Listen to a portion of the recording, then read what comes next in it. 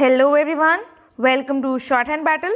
I am Divya and I am going to dictate you an editorial of 630 words from The Hindu newspaper at the speed of 100 words per minute. So be ready for it.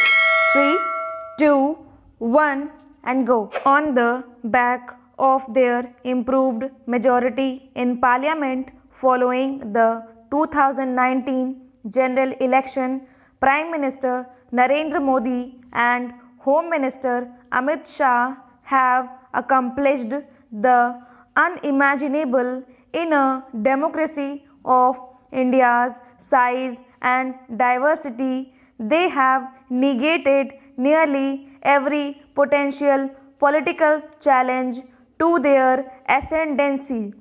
Apart from the opposition, potential challengers in a democracy with India's characteristics are the media and corporate sector. The astonishing thing is that much of the negation has been achieved without obviously violating democratic procedures.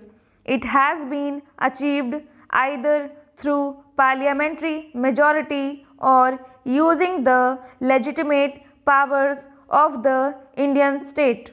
However, democracy is also about norms unwritten, such as giving the opposition time to respond and never use brute force in parliament to push bills through or deploying the threat of criminal investigation outside it to rein in dissenting journalists, intellectuals, and corporate leaders.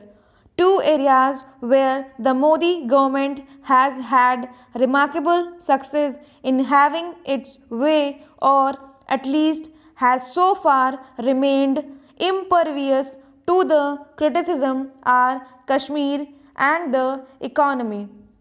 One does not have to be an enthusiast of Article 370 of the Constitution to disagree with Mr. Modi's policy in that area. First, however, irrelevant and erstwhile provision for the centre to change the constitutional status of a state without so much as giving notice constitutes an abuse of power. Then came the simultaneous bifurcation of Jammu and Kashmir and the conversion of the parts into union territories. Finally, the detention of its political leadership who have not been charged with any wrongdoing, and the communication channels blocked are despotic. The slowing growth of the economy does not even begin to capture the condition of the unemployed. There is also evidence that consumption expenditure may have declined. Unperturbed by evidence of these phenomena, Mr. Modi continues to assert that the economy is poised to attain the $5 billion mark, and his government has shelved the report that points to the decline in consumption on grounds of adverse findings. Few prime ministers have gotten away so easily. In the 1956, in response to Ram Manohar Lohia's assertion that poverty was not declining, erstwhile Prime Minister Jawaharlal Nehru constituted a committee headed by India's pre-eminent statistician to investigate the claim. Nothing, it seemed, could unsettle the present leaders of India. That was until its youth had spoken. They have now, and we may be witnessing a transformation of India's democracy. Starting at Delhi's Jamia Millia Islamia, students in campuses have arisen in protest.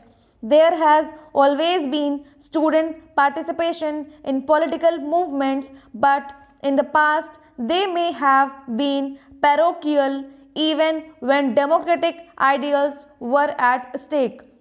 In the 1960s, the students of erstwhile Madras state had agitated successfully against the imposition of Hindi as the sole official language. Later, the students of Osmania University at Hyderabad had agitated for a separate Telangana, and in the 80s, the students of Assam succeeded in bringing about the Assam Accord.